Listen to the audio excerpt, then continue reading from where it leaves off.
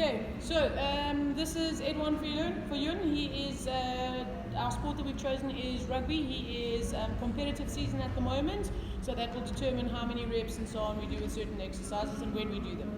Okay, so first we're going to start off with our warm-up exercise.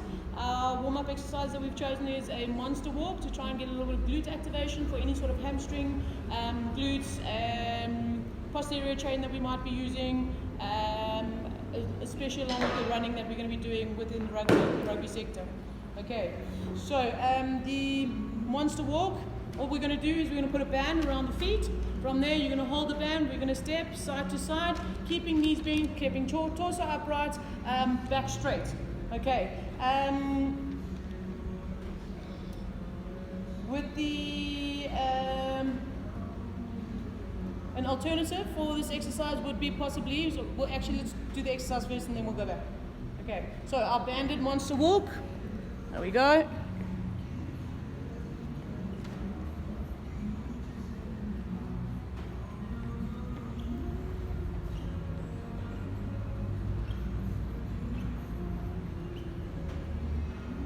Okay.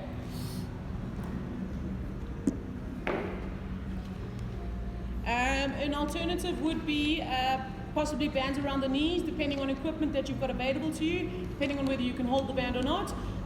So it would be a banded walk or a plate push with the side of the heel. Execution is very similar in all three ways of doing it.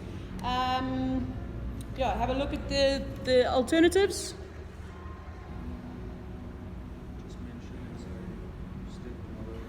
Drag.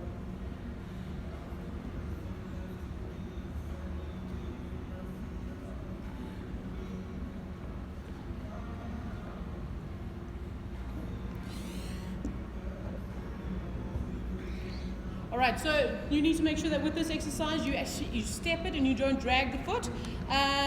Training considerations, this is a warm-up exercise, so it doesn't need to be done in high reps. You're looking at about 10 reps per side per leg, probably about 2 sets. Okay, that's it. Alright, let's go on to the weight exercise, in-gym weight exercise.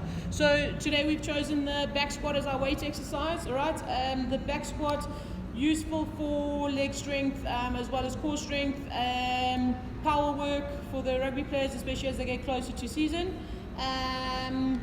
Okay, so the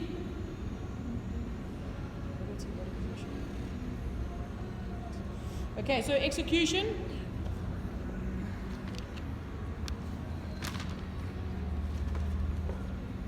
Okay, in underneath the bar, we want feet shoulder width apart. Okay, toes slightly turned out depending on the hip position and how the athlete is hip-wise, mobility-wise. Okay, it's not necessary for a rugby player to go through into a full depth squat. All right, unless they are a certain position. So if they are a certain position in the field, then they would possibly look at going a little bit lower into the squat. All right, so in order to so let's do a normal squat, Eddie. We're going to keep the core tight, push the weight back onto the heels, keep the tummy tight and chest up. Okay, feet flat on the floor. All right, now, if we were to do a squat more with a better carryover for a field athlete, we'd have them go halfway down and keep their feet straight. Obviously, because they're a field athlete, we have to keep into account the knee position and where we need to make the knees strong and change of direction. Obviously, we want to try and protect those knees with the ACL injuries that we have in rugby players. Okay, so we'll do half squat, feet facing forward, similar execution, feet flat on the floor, chest up. Okay. Okay, so alternatives for this exercise would possibly be a goblet squat. Again, depending on their mobility, they could goblet squat if they needed to. If ankles were exceptionally tight, the goblet serves or acts as a counterbalance for the athlete. Okay.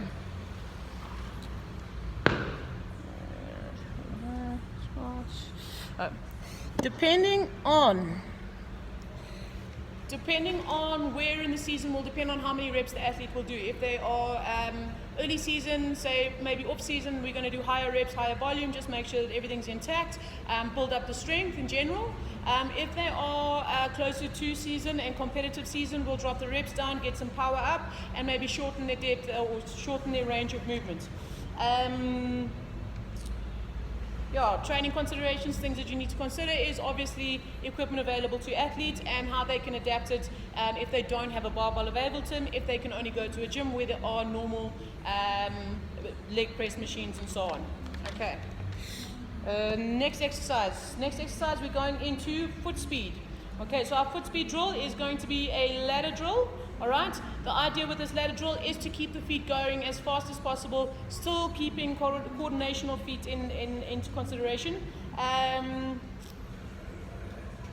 What we want is you want them light on the toes to spend as little time on the ground as possible, and obviously driving the arms. The arms are there to assist with the foot speed and keeping the feet turning over quite fast.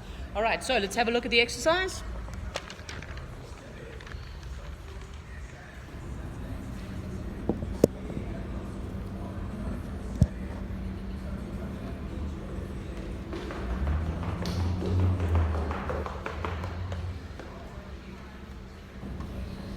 Okay, so what he wants to focus on is driving the arms as quick as he can with the feet through the ladder. Alternatives for this exercise would possibly be, what are alternatives for this one? Oh, you can change the coordination of the exercise by going in and out, all right? So this is another example.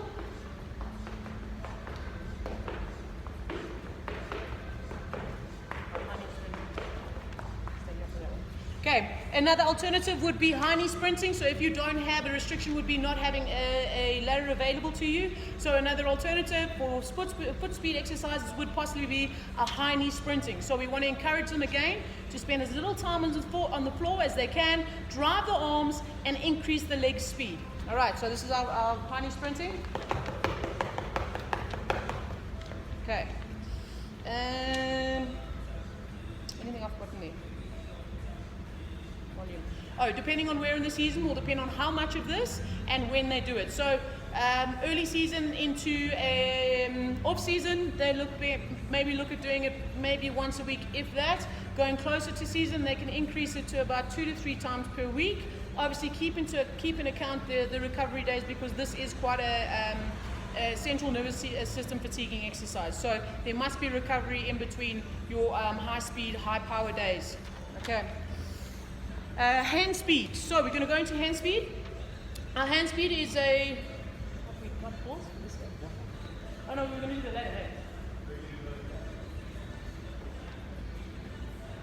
Okay, so our hand speed drill we're also going to use the ladder for this. Again, the idea is that the athlete moves their hands as quickly as possible through the ladder, all right? Spending as little time on the floor with the hands as possible. Obviously, make sure that their core stays tight. If they are dropping the core, that would be a restriction. Then the core is not strong enough to handle this particular exercise. You need to go back a step, strengthen the core, and then continue with the hand speed. We'll give you alternatives first. So this is our ladder drill for the hands.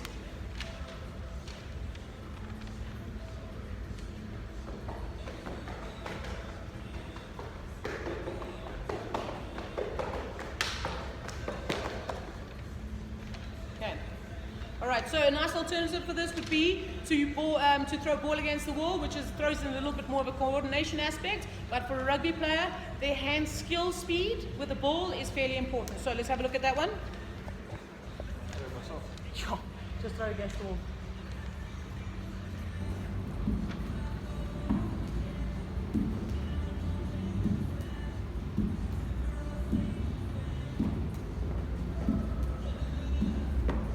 And throw overhand. Okay, now a limitation could possibly be their coordination. So you make it slightly easier by going closer to the wall, going overhand, and just focusing on smaller movements.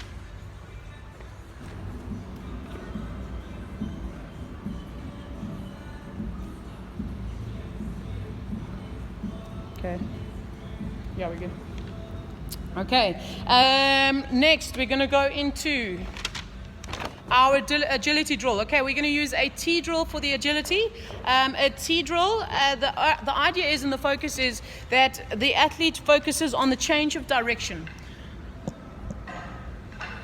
Okay, So we're going to focus on the change of direction. They're going to run straight forward. So there's a T set up with the cones on the floor in a T shape.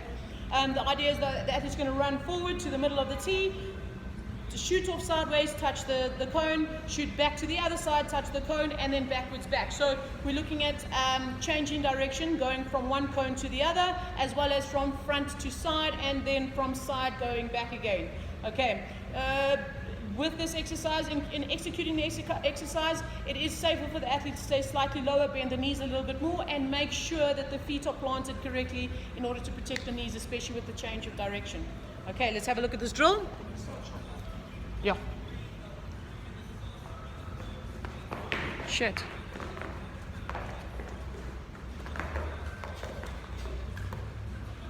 Do another one for me.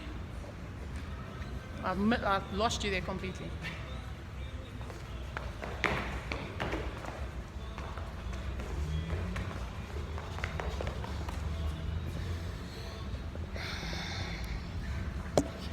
Lost you, gone over there. All right, so things to consider with this drill is, again, the condition of the athlete's knees, their ability to change direction, top heavy, and if they are top heavy, they need to be adjusted position-wise quite a bit. Then you would do this in the season, closer again, a little bit closer to competitive season. It is high-speed work, again, it is quite central nervous fatiguing, and you generally put it on a day where you do have a lot of power, alternative power work as well. Again, something you need to consider is to have a recovery day after this, so that the athlete is feeling fresh enough to go and hit some more power work or some speed work, agility work on the following day. Okay. Reps-wise, you're looking at probably about 3 to 5 sets of probably about 3 to 5 reps of this exercise. Again, depending on where the athlete is and how well they are conditioned will depend on your rep range there. But high reps on this, you're going to lose out on the agility factor, so you don't really put high reps into your agility training. Okay. Yes, this is the worst video ever. Okay. Plyometric exercises. So our plyometric exercise today is going to be a two box jump. So we're going to drop off, so similar to what you would in a depth jump. You drop off the box. Again, spend as little time on the floor as you can. Get back up onto the next box as quickly as you can. All right, the idea with for the athlete is to spend as little time on the floor as they can. Make sure that they're braced core-wise, make sure that their knees and their ankles are able to take that sort of impact, as well as obviously explode onto the box. Yeah, we'll go through the rest of it now.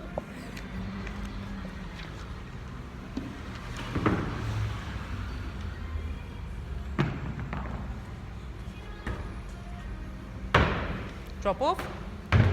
That's it. Go back to the black box and start again.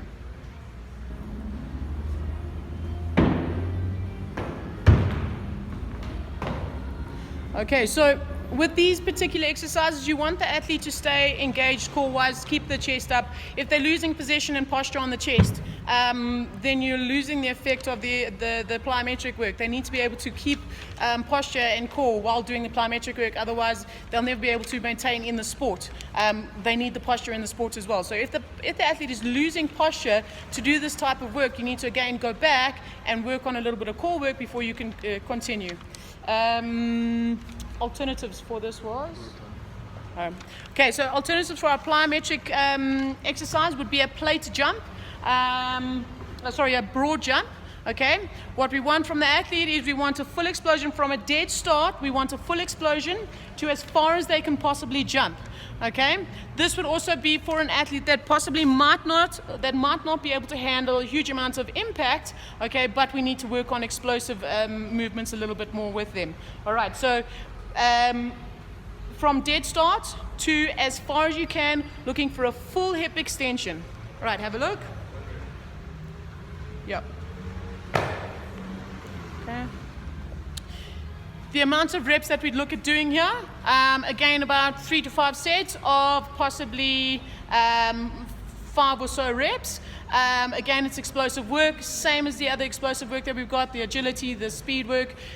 It will be programmed on a day where there is high power, high speed work, so that we can give them a rest day or some recovery work on the following day, okay, to get the best results out of the athlete. All right, restrictions there are very few restrictions other than physical restrictions. If there are physical restrictions and the athlete cannot, for example, perform a broad jump, then they shouldn't be doing plyometric work in the first place. All right, cool down. Okay, our cool down exercise. The idea with the cool down exercise is to get the athlete the blood, the heart rate down again, get the blood flowing through your legs, try and start the recovery process a little bit sooner. So if you're in a gym, you've got access to bikes, rowers, treadmills, and so on. All right. If you're not in a gym type setting, you can use the track or go for a run around the field. All right, so this is the bike that we're going to use. You would generally spend about 5 to 10 minutes on a nice, easy, slow pace. Okay.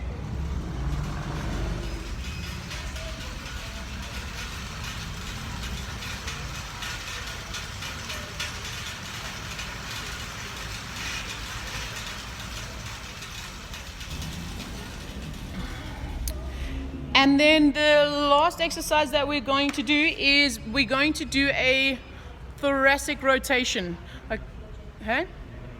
Sorry, we're going to go into a heaven and earth first. Heaven and earth, we want to get into the hips. We want to get as low as that. We want them to get as low as they possibly can. Stretch into the hips. We want to get a little bit more hamstring stretch, as well as into rotation, thoracic rotation, because with rugby, it is a rotation. We want to make sure that the thoracic and the shoulder positions is fairly good. All right, so have a look at the heaven and earth.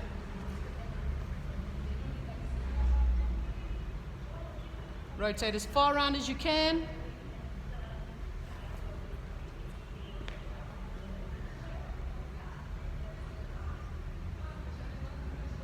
Okay, now a limitation might be that an athlete, for example, doesn't have a great thoracic rotation, so we'd have them spend a little bit more time on the thoracic rotation in order to open up that thoracic area a little bit more, in order to get more out of their passing. All right, so have a look at our thoracic rotation.